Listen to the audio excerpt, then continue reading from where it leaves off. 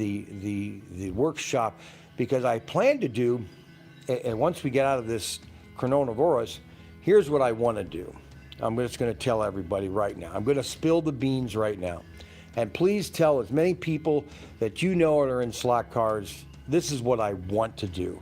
I want to have a slot car fest in Maumee, Ohio, or not Maumee, Perrysburg, at the Levitt's Commons.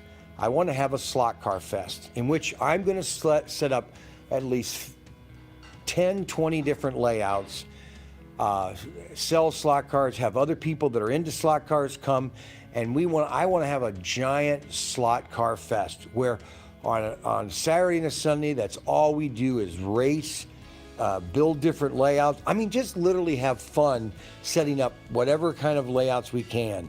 So that's my vision. That's a dream that I want to do once we get over to this coronavirus. I had planned to do it sometime in May, but I don't think that's going to happen. But that's an idea that you put in your mind, and if you have any ideas, share them with me and see what we can do, because the only way that we can promote the hobby is get more people into the hobby, okay, and playing with it, okay. So that's kind of just a general overview of what I'm doing here.